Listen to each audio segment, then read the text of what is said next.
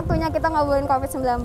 Dampak dari wabah COVID-19 ini memang melanda ke banyak sektor. Kita tahu bahwa ada sebagian orang yang merasa kesulitan menjalani hari-hari di tengah pandemi. Ada juga yang ingin menyalurkan bantuan kepada mereka yang membutuhkan, bahu-membahu melewati masa-masa sulit ini. Nah, di episode kali ini kita akan membahas forum kolaborasi di masa pandemi. Warga Jakarta juga bisa berperan aktif di dalamnya. Seperti apa? Kita temui Ibu Suharti yuk, Deputi Gubernur Bidang Pengendalian Penduduk dan Permukiman DKI Jakarta.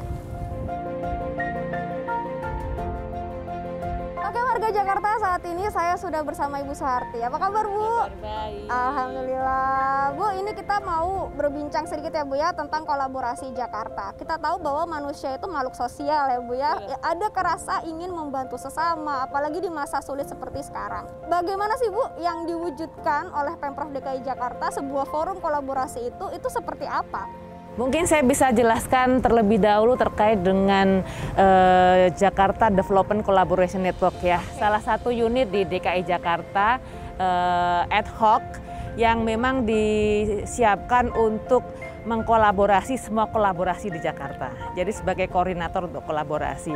Kita bangun itu awal tahun 2020 ini. Nah, waktu itu kita lebih ke arah urban regeneration. Apa yang harus kita lakukan terkait dengan masalah-masalah kota? Ada banjir, ada macet, dan sebagainya. Nah, ada COVID. Kan tentunya kita harus melakukan refocusing nih ceritanya. Jadi kita berubah haluan dari urban regeneration, kita masuk ke dalam penanganan COVID. Jadi kita membuat yang namanya kolaborasi sosial berskala besar.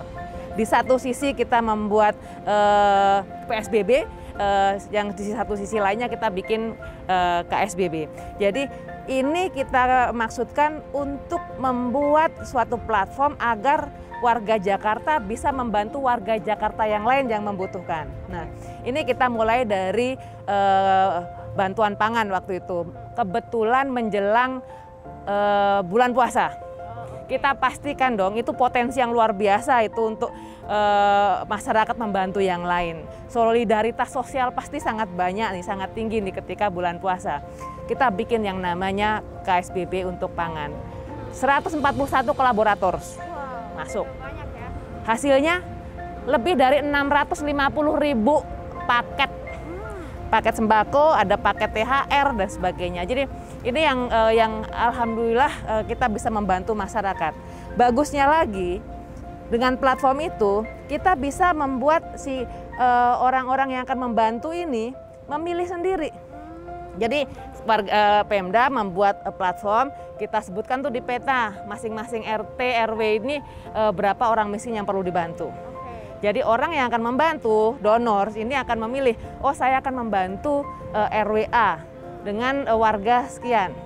Berapa banyak yang saya bantu. Jadi dengan begitu mereka tahu siapa yang dibantu, warganya juga tahu siapa yang membantu. Dengan begitu kan jadi ada koneksi, ada hubungan sosial di antara mereka. Iya. Dan tidak ada tumpang tindih. Kalau sudah full, maka kita kunci.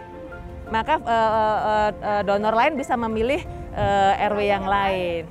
Macam-macam tuh alasannya, karena mereka ada yang karena tempatnya dekat, ada kalau misalnya perusahaan tuh karena memang dia wilayah binaan perusahaan yang bersangkutan, masih banyak lagi. Dan kalau kira-kira mereka bantuannya tidak banyak atau kira-kira mereka tidak bisa menyalurkan sendiri, kita siapkan agregator. Jadi agregator itu nanti yang akan mengumpulkan semua bantuan dan mereka yang akan berkoordinasi kemana bantuan itu akan disalurkan. Ini luar biasa dan ini diapresiasi banyak pihak ya. Saya juga dalam pertemuan-pertemuan internasional saya juga sampaikan itu menjadi pembelajaran juga untuk negara lain yang juga mengalami masalah yang sama. Itu satu. Kemudian kami mikir, loh ini kan masyarakat itu banyak juga yang kesulitan secara ekonomi nih. Para pelaku-pelaku ekonomi susah nih. UMKM punya masalah karena banyak sekali yang tidak berproduksi lagi karena pemasaran tidak bagus dan sebagainya. Kita buat yang namanya KSBB UMKM. Sekarang sudah ada 82 co-creators gitu ya yang membantu kita dan mereka bisa membantu dalam bentuk prasarana-prasarana, bisa membantu pelatihannya, bisa membantu juga pembiayaan, modal gitu. Jadi kita buka opsi-opsi itu dan alhamdulillah nih jalan. Ini baru 2, kita sekarang sedang membuat kolaborasi lain. Pendidikan sudah jalan, pendidikan kita karena pendidikan jarak jauh, warga miskin juga ada yang tidak bisa menyediakan gadget buat anak-anaknya. Ada guru yang juga tidak punya fasilitas, tidak punya laptop, kita juga buat. Dan udah lebih dari 2000-an gadget juga sudah disalurkan ke ya 1.500 plus 1.500 lah, sekitar 3.000 sekarang sudah tersalurkan. Jadi ini yang membuat kita lebih yakin bahwa memang warga Jakarta itu solidaritas sosialnya juga tinggi. Itu belum lagi loh, kartu Pradana 10.000 kartu Pradana sudah disediakan juga oleh donor. Jadi ya banyak sekali. Sekarang lagi dibangun untuk perumahan, sedang dibangun juga untuk penanganan sampah. Dan kita ingin sektor-sektor lain ini akan terus kita siapkan untuk kedepannya seperti apa? Lebih berkolaborasi lagi. Nah ini kan untuk dari jumlah yang sudah sebegitu ya Bu ya, pasti ada keinginan atau harapan untuk meningkatkan jangkauannya. Lalu saya dengar-dengar juga akan ada sebuah forum yang mungkin akan memperbesar jangkauan itu, disebut JDCN Forum 2020. Bisa nggak Bu dijelaskan itu seperti apa? Pertengahan Desember nanti kita akan buat JDCN Forum.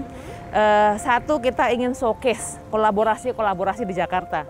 Tidak hanya selama pandemi ini, tetapi sebelumnya, karena kan Jakarta sudah punya City Brands, Jakarta City of Collaborations. Oke, betul. Kota Jadi kolaborasi. Ini potensi yang luar biasa. Kita ingin showcase supaya orang juga bisa melihat apa sih yang sudah dilakukan oleh warga Jakarta. Kemudian juga kita punya ruang kolaborasi untuk mengumpulkan atau mempertemukan antar banyak pihak untuk mencari ide, untuk berkolaborasi di antara mereka yang selama ini mungkin belum terpikir menjadi muncul. Jadi itu ada satu ruang sendiri. Dan kemudian kita mengundang juga pembicara dari luar negeri, ekspor juga kita undang. Contohnya yang dari luar negeri, wali kota Berlin, Istanbul kita undang. Ekspor dari beberapa topik, termasuk yang topik-topik urban regeneration kita undang. Jadi kita harapkan kita banyak mendapatkan informasi, belajar dari tempat lain, dari para ahli, tetapi juga kita menyiapkan warga untuk juga belajar dari mereka dan belajar dari Jakarta, karena kita juga akan bicara juga terkait dengan bagaimana Jakarta membangun kota ini, termasuk penanganan COVID akan kita bahas juga. Oke, itu akan disiarkan secara live atau seperti apa? Iya, semua virtual, kan lebih aman.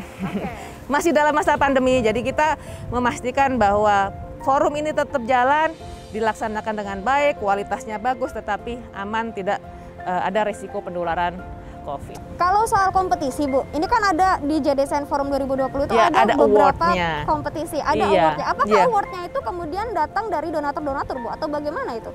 Oh, sponsorship ya, karena pembiayaan cuma dari sponsorship. Dan untuk award kita berikan pada mereka-mereka yang memang sudah terbukti selama ini sudah membantu masyarakat, sudah melakukan kolaborasi dalam bidangnya masing-masing. Jadi itu ada award sendiri nanti diberikan juga di waktu para mereka yang sudah melakukan kolaborasi. Oke.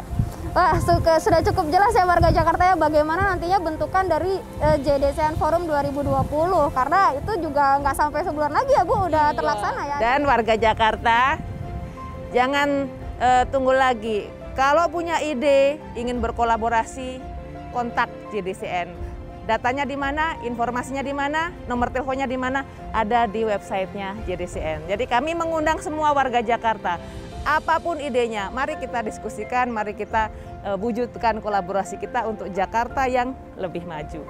Oke, mantap sekali Bu. Terima kasih ya warga Jakarta. Sekian untuk ngobrolin COVID-19 kali ini. Terima kasih banyak. Terima kasih banyak. Terima kasih semuanya. Sampai jumpa di episode selanjutnya. Dah.